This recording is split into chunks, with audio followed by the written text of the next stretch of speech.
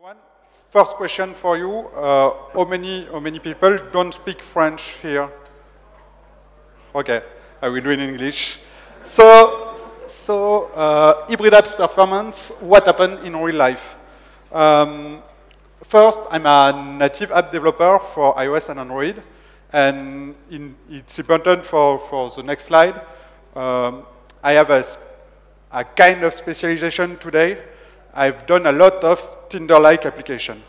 An app for Mythic, an app for video, but a lot of Tinder app application. So I have real graphical performance problem in my apps. Today, there is 4 ways to do an app, an Android app. The 2 simple way on top native app, you develop an app in Java for Android, Swift or Objective-C for iOS, C# for Windows Phone. On bottom, a very classic way too, you do just a web app with HTML5, CSS3, or with JavaScript framework like Famous to improve performance on mobile phone. A very old way to do app too, it's to do an hybrid app, to put a web view in an app. And for that, there is a very famous framework. It's the old PhoneGap, today is Cordova. And the fashion framework for hybrid apps today is Ionic framework. Ionic framework is just AngularJS plus Cordova built together to do an easy way to build up hybrid app. And there is a very new way to do app today. It's code generation app. It's not really native app, but it generates native code. There is 2 frameworks today, Xamarin in C# and React Native in JavaScript with the React.js framework. Why am I doing this presentation? I read a blog post, a very good blog post, mobile app performance on Medium. And this blog post surprised me. There is a diagram in this blog post exploring performance of different languages in mobile apps. And surprising, Xamarin is better than Java Android for building native apps. I don't agree with this blog post. And my presentation is why I don't agree with this blog post. The purpose of the blog post is to compare really business computation to compute distance between geolocation point, and it's not very graphic stuff. And in my app, I build every day, I have more graphical problems than computational problems. So I decide to try all this framework on my phone, on my HTC One M7, and to activate one option in the developer preference. You know, in the developer preference, there is a lot of feature to test the GPU and the graphical stuff. You can, for example, debug the GPU overflow, or you can do another thing. It's GPU rendering in bars on the screen. With this feature, you can see when there is problem in drawing in your screen. The red bar is the green bar is really important. If the red bar are on top of the green bar, you have lag in your application. If you want to know how it works, there is a really good video on YouTube by Google. So I explain all the small colors in this bar, but the important is that the yellow is process, the red is execute, and the blue is record. In simpler term, record is maybe layouting stuff. So I do all my tests on my personal phone, HTC One M7. It's a lollipop. And I do all my tests in debug mode. So I've not triggered optimization. For the test, I don't activate that. My first test is about list navigation. I put a huge list in a recycler view. If you don't use recycler view today, just start to use it. It's really better for performance than list view. So I use a huge navigation. I use a huge list with 10,000 cells. If I try that on my phone, you can see that it's quite enough. My phone is not really fast, so it's okay. The navigation is fluid, and the red bar are under the green line. If I want to complex that, I add subviews in each of my cells. I add 300 subviews in each cell, so I can access the limit of the system.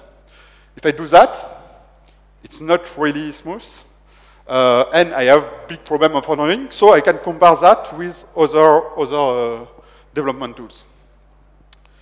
As I say, today I do a lot of Tinder-like navigation. So I test Tinder-like navigation too, with I think the main library for Tinder-like animation is com.lorenzos.swipe cards, the last version, and with 10,000 cards too. If I do that, I have a smooth animation.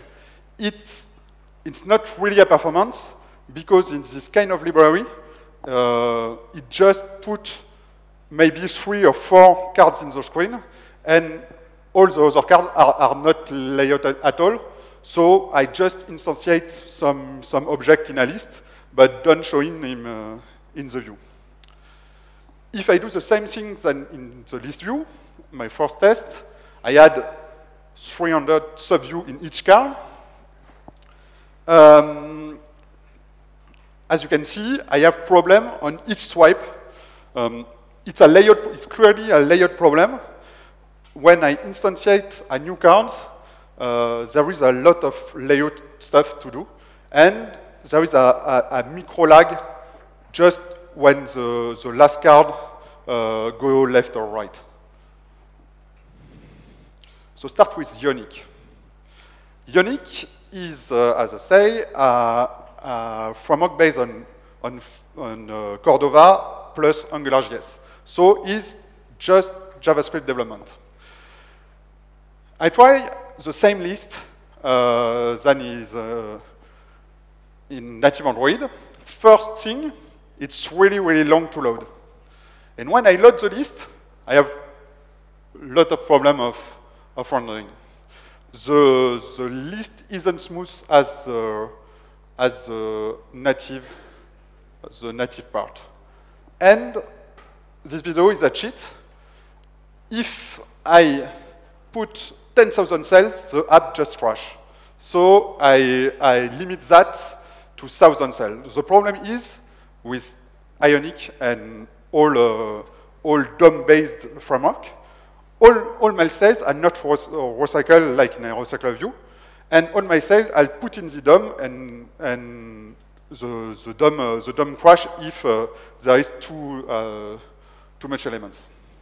So my second test can be tested on Ionic for the same reason.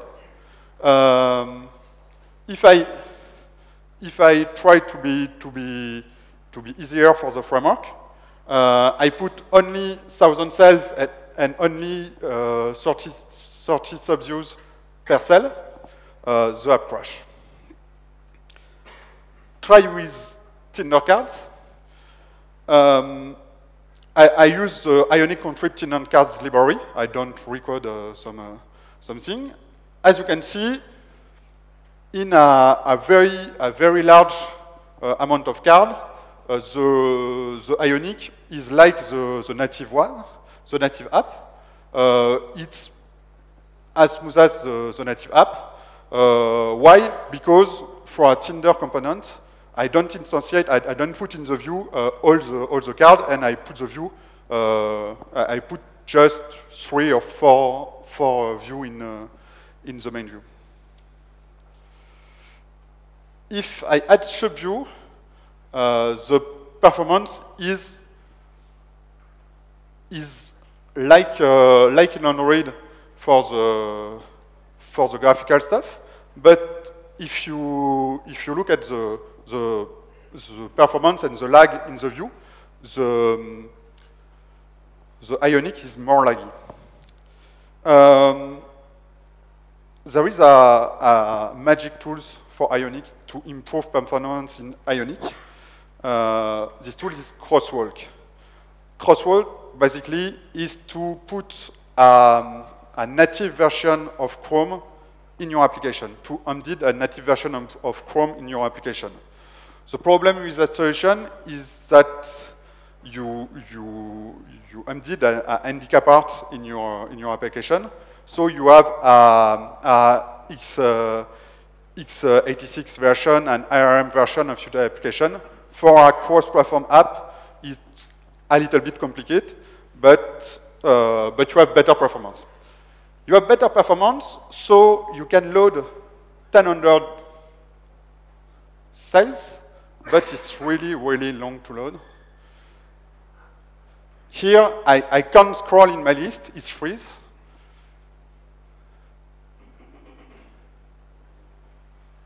It's really freeze.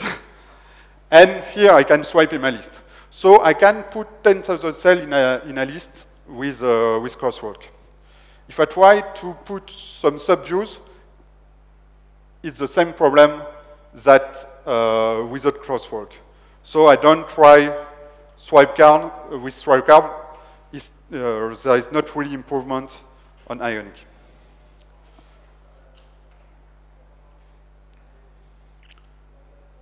React Native. React Native is another framework. It's code generation, and it's based on a Facebook famous JS framework, React.js. What is important with React Native is, if you want to build an application in React Native, you have to learn React.js and native component from iOS and Android. If you do that, you can do this kind of stuff. The performance with 10,000 cells is the same as than native and maybe better. But all the cells are not loaded. The way that React Native works is that an important part of the design in Android, the layout part, is not done by Android, but in another thread by JavaScript. So the list is smoother than in native app, but you can see all the components of the list. If I try to add subviews in my cell, I can see that in React Native, I have better performances, graphical performances, than in native app. Here, I have 300 subview in each row. And the view is smoother than in a native app. It's smoother in my graphical design, but as you can see, I just restart my, does it work? Does it work? It's smoother on the graphical bar, but the visual effect is not smoother. What happens if we try more? This one. With a Tinder component, the performance is really better with this with the React Native animated demo Tinder. It's a basic component. Find the web to do a Tinder component. And if I add subviews in each card, you can see the graphical performance are really good, but each card on swipe is laggy. So you can see that with the sex one. I have maybe one or two frames per second. The problem is that the rendering in React Native, the problem in rendering is React Native. It's not a pure graphical problem. The problem is from the layout part, and the layout part is in another thread. So this framework is really good for the future. If you think about multi-core processing in application, maybe this app can have better performance in React Native than in native app in the future. I don't put video on Xamarin.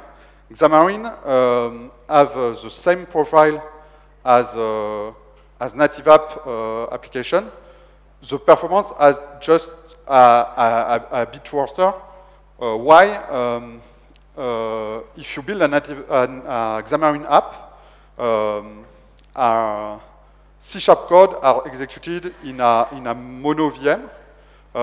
In a mono VM, code is really fast, but the problem is the transition between mono code and native code. The speed is decreased just by this transition. To conclude, I think that all these three frameworks today are not ready for production, are not ready to have really fast performance, but maybe with best performance devices, we can do something.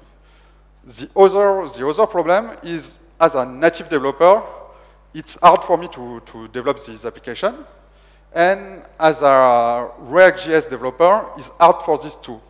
For me, a good React Native developer is a guy, an expert in React.js, which has time to learn the native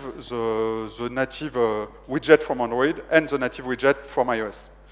And a really good Xamarin developer is an expert in C# development, doing backend C# code, doing ASP.NET code, and we have time to learn native Android widget and native iOS widget. So, if you have questions about the presentation.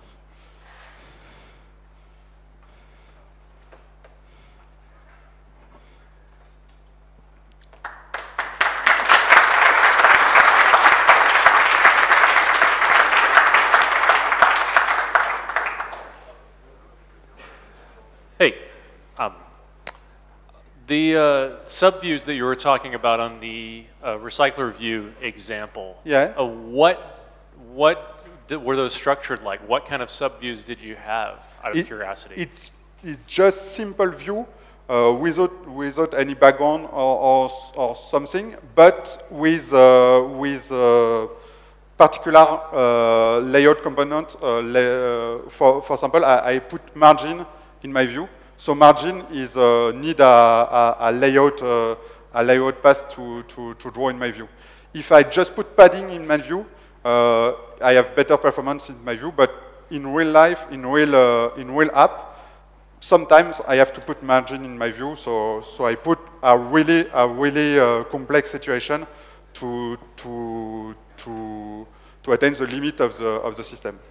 So I guess a follow-up question I'd have is, so you're reasonably certain that on the React Native example you have, that it's in fact doing a layout pass? Because it looks so much like it's not doing any layout at all, because it looks so similar to the previous example. I put view with some kind of, with the same particularity of my native code. So I put margin and something like that, and I have really good performance in React Native, but I have an appearance of good performance it's really the graphical representation is good, but if I try that on my phone, it's a bit laggy. On the list, it's not really clear, but on the Tinder part, on Tinder-like view, it's really, really laggy, and the graphical stuff say, oh, it's okay. It's the layout part that is laggy.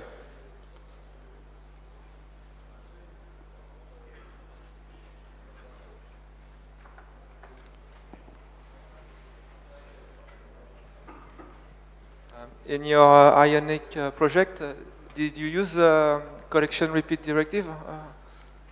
Or the correction repeat? Or did you use a simple ng repeat to make your list in Ionic? On Ionic, I use to do the Ionic code, to do the subviews on Ionic code, I use a filter on a view, a filter that put maybe 30 or 300 view, and I use the directive from the list, and with this directive I have this problem. Okay, because you can improve performance using the collection repeat directive. It is to handle a huge list with a lot of data. And the performance are much better. I use I have the code here. If you want to see it after, I have the code. I use the performance. I use a directive to improve big list.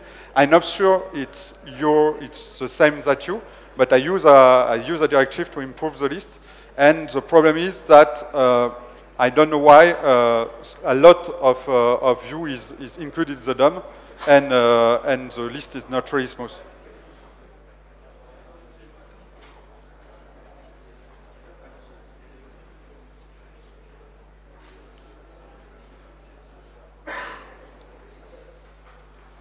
If you have other question, I'm till tonight in Droidcon in the first floor, and you can ask me to see the code or something like that. On test on my real phone to do your personal your personal opinion about that.